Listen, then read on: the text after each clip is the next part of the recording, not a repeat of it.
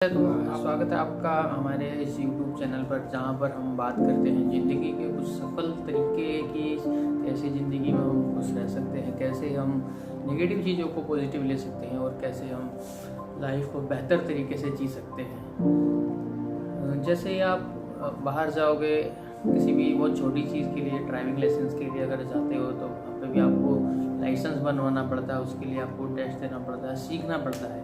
बात आए driving licence की तो उसके लिए सीखना है, कोई नौकरी आए उसके लिए सीखना पड़ता है, ट्रेनिंग करनी पड़ती है।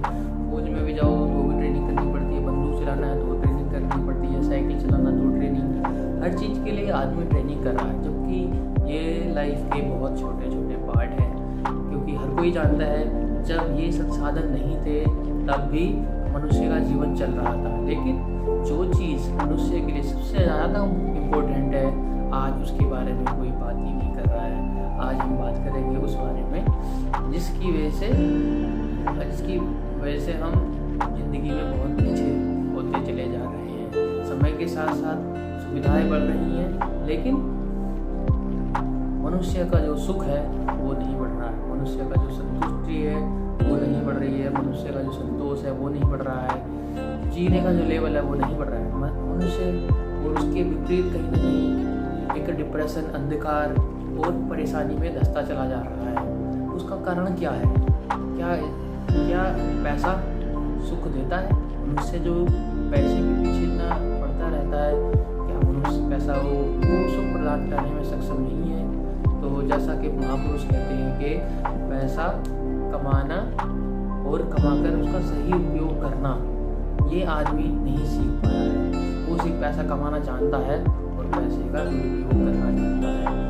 बात ये है, जैसे जैसे आदमी का पैसा बढ़ता है उसके चित्त की वृत्तियाँ बढ़ने लग जाती हैं, उसको अहंकार, क्रोध, घृणा, ये सारी चीज़ें उसको चारों तरफ से घेर लेती हैं। और सबसे बड़ा जो योगदान है वो अहंकार का है। अहंकार एक नुकीली कील पर लगे शहद के समान है, जिसको चाटने पर स्टार्टिंग में तो मीठा दिखाई देता है, लेकिन अंदर से वो बहुत ज़्यादा गहरा घाव कर देती है।